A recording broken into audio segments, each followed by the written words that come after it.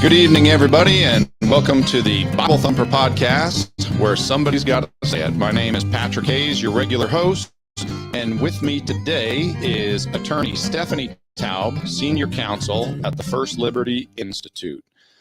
Attorney Taub, welcome to the Bible Thumper podcast. How are you doing today? I'm doing great. Thank you so much for having me on the show. Absolutely. Now, tell me if I have this correct. You're a graduate of the University of Southern California? That's right. And you graduated with highest honors. And for those of us that like to speak Latin, that's summa cum laude. That's right. Okay. And then after that, you went on and graduated from Harvard Law School in 2014. That's correct. Okay. First question. Was that the best you could do, Harvard Law? Yeah, I think so. Certainly an experience. There aren't a lot of people that go on to join religious liberty for that attend Harvard Law School, but there are a few of us. Now, you know what? That reminds me of something, and I did not write this down, but I do know that the founding documents of Harvard, they said something about how their mission was to teach everybody about Jesus Christ, which is the foundation of all information, or something along those lines, back when it was founded. Quite a few of the Ivy Leagues, or the oldest institutions in the United States, did have that sort of a mission and started out as seminaries, or something very much that. And things have changed. Things have certainly changed over the years. So that's not still the founding mission statement of Harvard, that everyone shall consider as the main end of his life and studies to know God and Jesus Christ, which is eternal life. That's not what you experienced? No, I don't think so. Okay. Well, that's okay. Maybe we'll get back there. We'll see. All right. So you are a senior counsel for the First Liberty Institute. Is that correct? That's right. Okay. And just to get this out of the way, anyone that's watching our video, you see the website up there, firstliberty.org. Also, there's a QR code. You can just scan that with your phone. It'll bring you right to firstliberty.org. And can you tell our listeners what you folks do over there?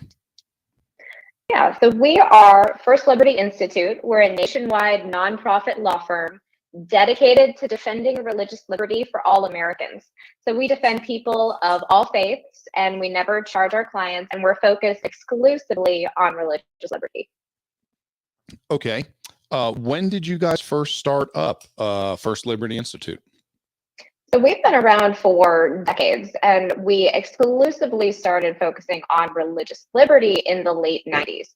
So our leader is Kelly Shackelford, and we're based in Texas. And now we have two major religious liberty cases before the United States Supreme Court. So you might have heard of Coach Joe Kennedy, which is a case involving a high school football coach who was fired after taking a knee in prayer at the 50-yard line after football games. And then we also have a school choice case out of Maine. Tell me what that school choice case is about. The Joe Kennedy one has received national attention. I heard about it on the Glenn Beck program, and that's what got me contacting your law firm and subsequently in touch with you. Tell me about what's going on in Maine. Yeah, that's right. So this case was argued in December, and we're still waiting on the opinion. And so the state of Maine, the state of Maine is trying to argue that excluding religious schools from their school choice program, so where families could get funding to be able to go to any school of their choice, except if the school of your choice is religious. And so they're arguing that that's somehow not religious discrimination. And so I think we've got a pretty good shot of winning that argument. Maine is trying to argue that, oh no, we don't discriminate based on religious affiliation. We just discriminate against your school because it does religious things. And so, yes, we're arguing that that's a distinction without a difference. And therefore, the court should clearly say that this is also religious discrimination that is forbidden by the First Amendment. Okay, so tell us about Coach Joe Kennedy. What is going on there? So Coach Kennedy, he is a Marine veteran turned high school football coach who lost his job after taking a knee for a brief 15 to 30 second prayer after football games. So he made a commitment to God way back, right when he started coaching football, right when he got the job at Bremerton High School in Washington State, that he would give a prayer. He would kneel on right after games and say a prayer of thanksgiving to God for his students, for what just happened, for the game that was played. And he did that faithfully every single time. And over the years, some of the players wanted to join him. They saw what he was doing, and they voluntarily asked to join him. And he said, "This is a free country. You can do what you want." And so then the school got wind of this by way of a comment to one of the school administrators. And in response to that compliment, they told Coach Kennedy, "All right, you need to stop your prayer practice." And so he stopped praying with the students. And at that time, he just wanted to continue to pray on by himself, just for a brief 15 to 30 seconds on the 50-yard line right after games. And the school, so he waited until the students were off doing other sorts of post-game activities, off singing the fight song after games. He took a knee in prayer for his final 3 games, and then they fired him. Now, how long was he a coach there for? He was a coach there for about 7 years, 7 or 8 years. And he was doing this the whole time? Yep, that's right. And no one had a problem with it up until, so how long between the complaint and when they finally let him go? So that was only it was a very, very short amount of time. So they told him, just, it was only a matter of months. Okay. Did they offer him any way to satisfy his desire to pray and make everything, work out together? Any accommodation? Yeah. They basically said if you're in view of the students, it's not okay. So the accommodation that they offered was for him to go make the journey off into a press box or somewhere like that, which would take him away from his players for a lot longer than 15 seconds that he would take to kneel in prayer. And so that was the only accommodation that was offered. And so when he continued to take a knee, the school district took the very extreme position that because we can see you doing something religious, then that in and of itself could be perceived as endorsement, and therefore we're going to fire you because we think that that's a violation of the Constitution. And so this really goes back to a very mistaken understanding of the First Amendment, where school districts often think that they have to scrub their campus of anything that even remotely seems religious. And this can lead quite a few schools to go too far and infringe on student speech, to infringe on the personal speech of coaches. So if Coach Kennedy can take 15 to 30 seconds to make a private call or talk to someone in the stands, then he can take 15 to 30 seconds to say a prayer. Now, tell me if this phrase means anything to you. Tolerating public speech is not endorsement. The idea is that the schools were thinking that by just allowing him to do this, that meant that they were endorsing prayer. Am I correct in that assumption? That's right. And that's what it really comes down to, is the fact that school districts sometimes have this mistaken view that they need to censor, that not everything that they allow to happen on their campus, that allowing free speech doesn't necessarily you endorse every single view. Allowing a Democrat student club and a Republican student club doesn't mean that you're endorsing one side or the other in that debate. Just as allowing for a brief private personal expression for teachers doesn't mean that you are endorsing that particular expression. Now, was the problem that the coach could be seen or heard while praying? Was that their issue? Yes, that was their issue. If you look at what they say contemporaneously, we have emails from school administrators saying that the issue is shifted to a coach's personal right to pray, and that's what it's about. And school lawyers are so concerned about even allowing teachers to have any sort of private religious activity for private religious exercise at school in view of students that they go so far as to censor anything that even remotely partakes of the religious. And so that's why this case is important. So way back in 1969, the Supreme Court said that students and teachers have constitutional rights, and they don't shed those rights just by walking through the schoolhouse gates. But we haven't had very many Supreme Court opinions clarifying what are the rights of teachers. I think everyone would agree that you can bow your head in prayer over the cafeteria if you are a teacher, if you're a cafeteria worker, you should be able to do that. But under this reasoning, so many schools are hesitant to even allow like minor brief religious exercise like that. Okay, so would there be a problem with, because I'm just thinking this through as we're talking about this. There's lots of times when someone is going to pray at a sporting event. I grew up, I played sports all my life. I was a collegiate athlete, played sports through college. And for instance, anytime a soccer player would score a goal, anytime a football player would score a touchdown, lots of times these guys will take a knee and pray and point up to heaven, or, some that might be Catholic, they might make the sign of the cross. These things happen. Are these going to be an issue all of a sudden for students in the same game?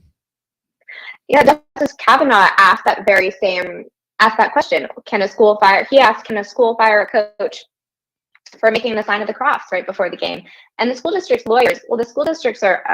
lawyers said maybe, which is pretty extreme. They're represented by an activist organization that takes a very anti-religious view of the Establishment Clause that allows for virtually no play in the joints and very little religious expression. And so this is that would be a pretty extreme position if you can't even make the sign of the cross, so that somehow violates the Establishment Clause. At the same time, in one of these events, if a kid gets injured, it's pretty standard that while we're waiting to see how they're doing, everyone has a moment of silence. They all take a knee. Coaches do that. I've seen referees do that. And I'm talking about high school, college, and professional sports. This is all what has been accepted and acceptable in sporting events for, as long as I've been playing sports. And now all of these, including a coach, and just to be clear, this coach was not doing this from a microphone before the game. Right. That would be very different. That would be a very different fact scenario. He was doing a silent prayer at the end of the game by himself for 15 seconds. And then the school district fired him. So we've seen these sorts of extreme interpretations of the Establishment Clause across the country.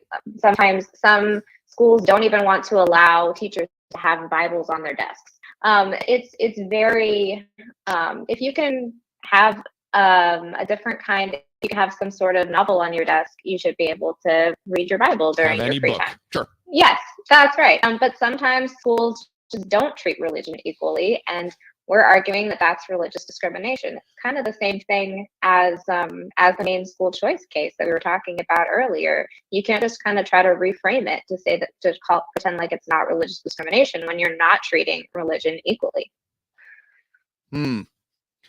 Okay, so is there a side where we could say this is good that this is happening because now it's being brought before the Supreme Court and a decision has to be made, whereas before the ideas were maybe ambiguous because a ruling had never been passed down? Well, it's certainly an opportunity for the Supreme Court to clarify what the rights of teachers are, so you really don't lose your rights when you become a teacher, that you still have a right to personal expression, and you still are a person. People of faith should not be excluded from participation as teachers in the public school. And so, of course, the school has the right to set parameters on what happens in instructional time, for example. But if you've got free time, if you can engage in any sort of other personal activity, you should be able to engage in religious activity on your own in the same way. Now, Your law firm was arguing in front of the Supreme Court just a month ago. Is that correct? That's right. And we had Paul Clement, who is the former Solicitor General of the United States, argue on behalf of Coach Kennedy. And he is one of, I think, 3 other attorneys to argue over 100 cases before the United States Supreme Court. So he's one of the most capable attorneys in the country. And I would highly recommend to any of your listeners who are interested in hearing the arguments, they can go look them up. They're available for everyone to hear. Now, I listened to the oral arguments in preparation for this. I got a lot of questions for you, but you didn't get to present any of the arguments. Do you guys draw straws? Is that how? Was it just not your turn? I think Paul Clement outranks me by quite a lot. So your day's coming. You're just not there yet.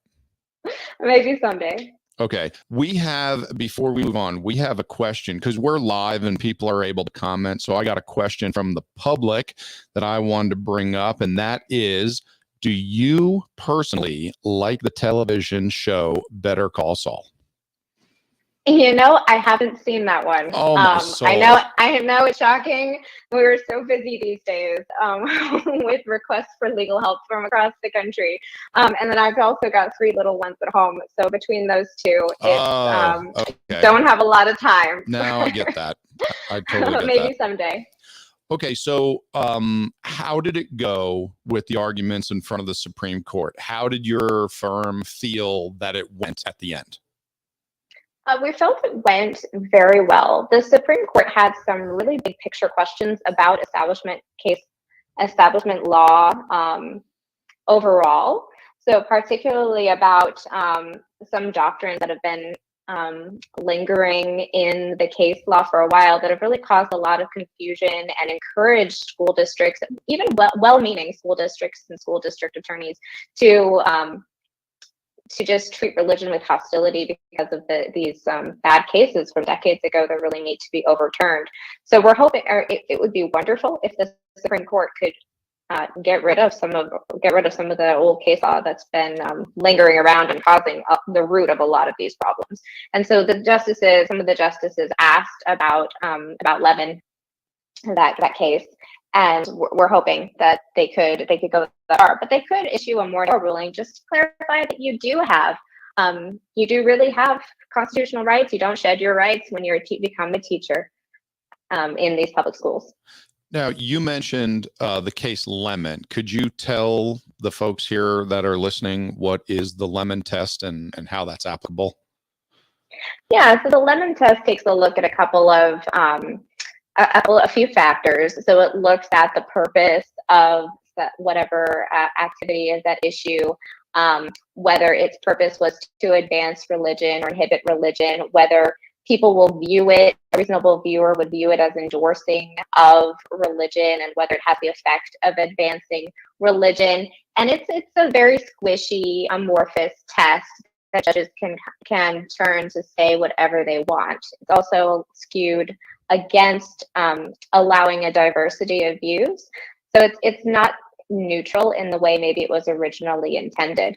And so we're really pushing for the courts to take a look at the Establishment Clause that looks at the history and tradition of any particular practice. So Lemon hasn't been used for decades, but it hasn't been used for 20 years, but lower courts and school district attorneys continue to rely on it.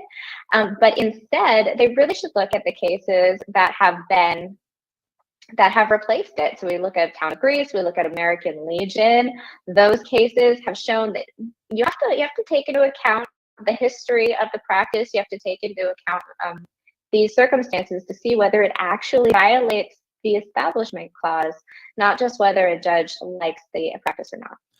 Now, just based on some of the questions that I heard the justices asking, I felt like I could tell which way they were leaning based on their questions.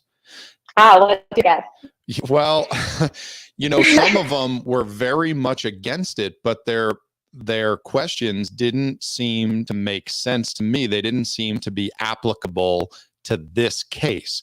So one of the things that I heard several times was the concern over coercion and the idea of where do we draw the line, because if this coach was inviting all the students to come out and he was given a microphone by the school and we're all going to pray together, then obviously it's looked at that this is supported by the school and we are supporting this one religion, and that would be a problem. But the way that it was happening was that it seemed that he was going out of his way to do it by himself and quietly. And the only time people joined was when they asked, can I come and do this with you? And he said, you can do whatever you want. It's a free country. You can do whatever you want. So trying to tie his actions to the school and the school district or the school board and what they believe, I didn't see how you could do that. I really didn't see they had a leg to stand on because of when he did the prayer, how he did the prayer.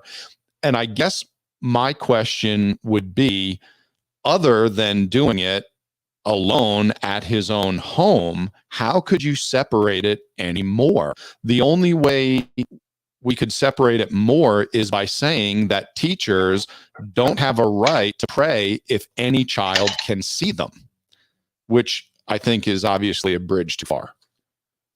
Yeah, and that's what the school district, it seems like that's what the school district is arguing for, some sort of a very, very broad rule like that. And so right, that's not this case. It is the job of the Supreme Court to take a look at various hypotheticals and to ask a lot of different questions about what if the facts were changed such that it was a different case.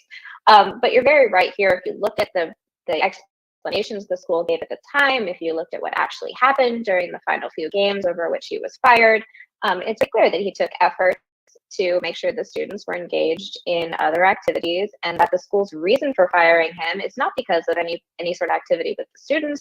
It's because of their fear that somehow people would assume that they are endorsing religion, or specifically Christianity, because someone could tell that he was praying when he knelt in prayer.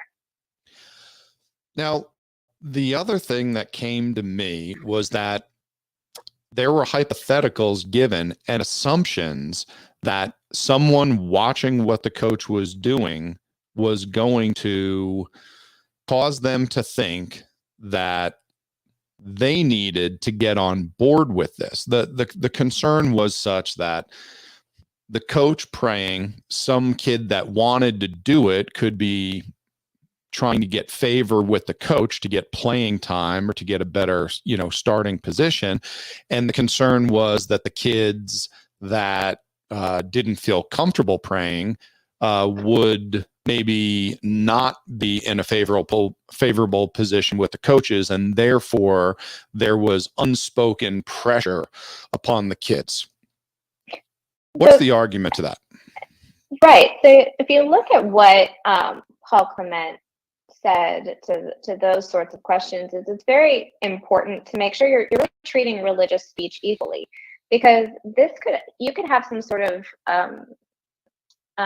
concerns like that about anything. So if you have a favorite football team, for example, a favorite sports team, and if you're always wearing USC Trojan paraphernalia, maybe some of your students might want to wear USC Trojan paraphernalia. Are you going to ban all USC apparel just because of that hypothetical possible risk? And so sometimes these are sometimes fact specific questions, and we don't have, that's a very different record than what we have here. But the really important part is that you're not singling out religious speech for some sort of discriminatory treatment. And we've had such a scrutiny on religious speech over the past few decades that religion is almost something we can't even talk about in public school. It's something that is almost treated akin to like asbestos or other kinds of it's treated as akin to violence almost, and it's a really inappropriate level of disdain and hostility that we feel in public schools, partially contributed by these poorly reasoned Supreme Court cases from decades ago. Yeah, the idea that a kid could misunderstand someone wearing a Dallas Cowboys t-shirt and therefore, feel pressured to do it. And the fact that there was purposeful, overt pressure to get a kid to do something are completely different. And it seems like we're just saying it's one of the, I don't know if this is the right saying, but we're throwing the baby out with the bathwater. The idea that, well, there's a chance someone could misunderstand it. So therefore, teachers they have to have a uniform that they wear. They can't have, there's only certain things that they can say because any chance that someone could misunderstand wouldn't be fair to the students. Now, right, and if you look at some of the briefing in this case, some of the school districts brief as we've been litigating this, they argue sometimes that the fact that you're a mentor, they say they try to use that against you, like you're a mentor, students are looking up to you, like heaven forbid. They know, they see that your mentor might be a person of faith, and it's pretty shocking to try. It's basically arguing that people of faith should be disqualified from coaching because people might look up to them, and that is so far from a religiously neutral rule. It's this rule that really is hostility and doesn't allow any sort of just understanding that your teacher is religious is a bridge too far because they have a mentorship role. It's pretty shocking. If they're saying that no prayer is allowed at the end of the game by anyone that's associated with the school, really the exact opposite side of that spectrum is forcing everyone to pray. And no one is trying. I think both sides are absolutely absurd. There has to be a place in the middle where everyone can freely express their religious opinions and views without forcing anything on the students. But it seems like we're only willing to argue one way now, and that is always against God. And it seems like everyone is so scared to get into a mess that they say, you know what, better safe than sorry, just, nothing to do with God. We're just going to say across the board, that's the only safe place. That's right. That's right. And the problem with that is that's not neutral. That's Correct. Not neutral for people of faith. That is hostility. And there's plenty of case law that says that being hostile toward religion itself violates the Establishment Clause. Absolutely. And so you can't get away with it by having this sort of scrutiny on every single thing to not allow any room in the joints for some private religious expression. And that's why you see sometimes kindergartners not being allowed to share their favorite book if they say it's the Bible. It's really absurd situations like that because people treat religion like something that you can't ever talk about. And it just really should be more of a neutral, welcoming, diverse atmosphere that we should be creating, and not an atmosphere of hostility toward religion. So I'm going to give me a little latitude here. I want to bring up another case that you folks are involved with and just make my point. And I'm going to start by doing this. Do you want to know how you can tell if a statement is racist? Do you know the test for this? It's so simple. Well, what's the test? You flip it around. Okay, so that's all you do. If the statement says, I am only going to hire a guy of this ethnicity, and everyone's for it, you say, okay, well, can we say the same statement for this ethnicity? And say, oh, no, that's not okay. That's racist. It's like, well, then they both are. All you got to do is flip it around.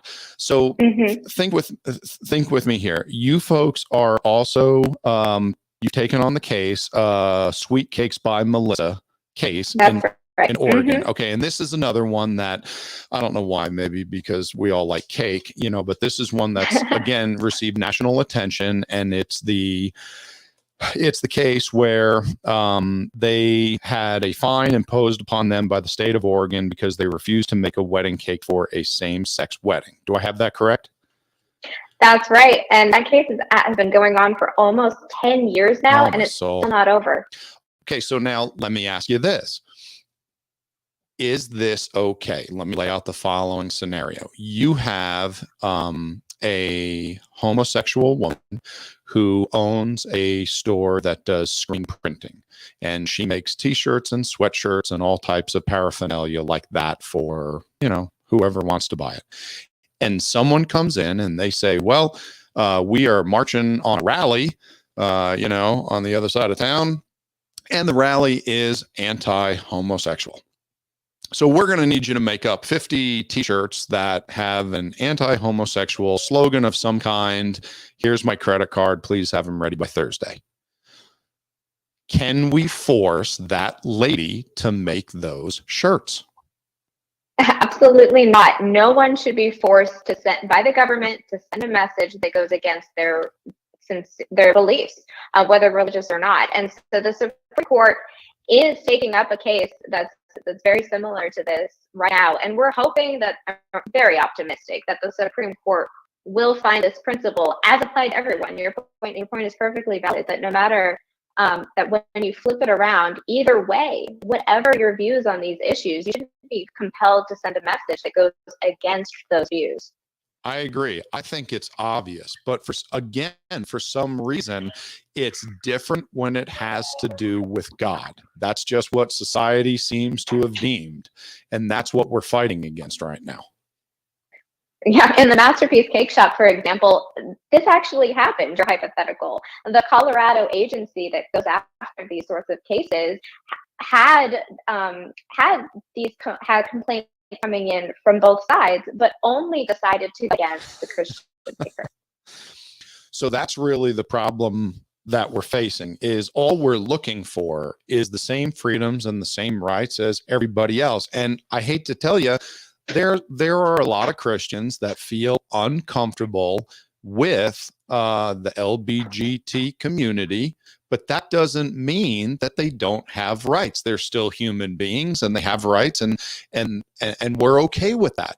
And we're just asking that because I believe in the Bible and the Lord Jesus as my Savior, that doesn't mean that I don't have rights. I'm just looking to be able to exercise the same rights that everybody else has. That's well put. We're really looking for not the right not to be discriminated against, right to be treated equally. And these cases where we're talking about what is religious discrimination that are before the Supreme Court, we are really hopeful that the Supreme Court will provide guidance that will protect people of faith from being able to express their sincerely held religious beliefs, for not being forced by the government to violate those beliefs, and just to create a society that allows for this sort of diversity.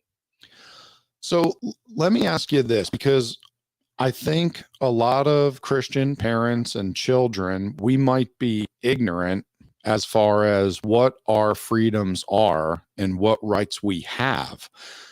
Can you give us some examples of things that maybe we don't know about that we have the right to do I'm going to say usually in the public schools? Because I know a lot of people, I think, we've been told we have no rights whatsoever for so long that I think we just all start to believe it. Yeah, there is a lot of misunderstanding. So in the school, the Department of Education actually a few years ago put out some very good guidance that basically clarifies when you have the student projects, for example, as long as you're answering the prompt, students can talk about their religious beliefs. So if you have, what's your favorite Bible verse, or what do you think about this, or what did you do over the weekend, you can talk. The students are totally free to answer the questions from their religious perspective. They're not allowed to go off and not answer the questions. They're not answer them wrong, but they can't be discriminated against because of their religious worldview. And similarly with Christian clubs or clubs of any religion, if a school allows other extracurricular clubs, it has to allow religious clubs on the same terms. So the only solution for the school would be to say no clubs whatsoever. That's right. They could have the could close the forum and not allow any clubs whatsoever. But that's hopefully schools won't do that because just because of the detriment to the students from closing all of these extracurricular clubs. Can you tell us what battles we're up against right now? What are your most pressing concerns for religious liberty in America today? So we focus on five main areas for religious liberty. We focus on schools, religious institutions like churches, synagogues, mosques. The military is a major one, public arenas such as war memorials, things like that. And a new one that I'm really most concerned about that we are especially focused on these days is religious liberty in the marketplace. So almost every day we are receiving requests for legal help from people who are in danger of losing their jobs because of their religious beliefs, making the decision between whether they will violate their religious beliefs in one way or the other, or risking their job. So whether it's for post office workers wanting to observe the Sabbath, or nurse practitioners not wanting to prescribe contraceptives or patients, or just in the way that people want to use language consistent with their religious beliefs. These are all real cases that we're working on. Yeah, and we're receiving every day. I know two of the cases that I saw you folks are dealing with. One is with, I forget which airline it is, but there are a couple ladies that work there that were fired because of their questions having to do with the Equality Act that the airline came out in support of. That's right. Just last week, we filed our complaint against Alaska Airlines for religious discrimination. Alaska Airlines fired 2 outstanding flight attendants because Alaska opened its company internal messaging board and it said it welcomed a diversity of views and posted about the Equality Act and invited comments. And then when 2 flight attendants posted their questions raising concerns about the Equality Act's impact on women or on people of faith, then Alaska Airlines fired them. And in the notice of discharge, it said even considering sexual orientation or gender identity to be moral issues is itself a discriminatory statement. And that's the reason why they got fired. So that clearly violates federal civil rights law to fire someone just because you don't like a religious belief. I'll tell you what, you guys have your hands full. We certainly do. It's very busy around here, but it's very important cases. And it's really our clients who are the real, really deserve all of the credit. They are so brave in taking a stand. So many people are just quiet because there is a real cost here. People are losing their jobs like almost every day because of the pressures. And people are silent. If more people stood up, then we would not be in this situation. So I really encourage everyone to be informed about what your rights are and to reach out to us. We're at firstliberty.org. Reach out to some of our other friendly other organizations that are doing really great work in this space. Know your rights. Stand up. Don't violate your sincerely held religious beliefs. There may be a risk, but just learn what's going on and stand up. Now, how do you fund such an undertaking? So we never charge our clients. We are mostly donation based. We're a nonprofit 501c3 organization, and we're at firstliberty.org. You can read more about us and follow our cases. So that is something we'd certainly like to encourage all of our listeners to do. Please go to that website. You can donate. You can certainly share that website around, get it up on social media so folks know about it.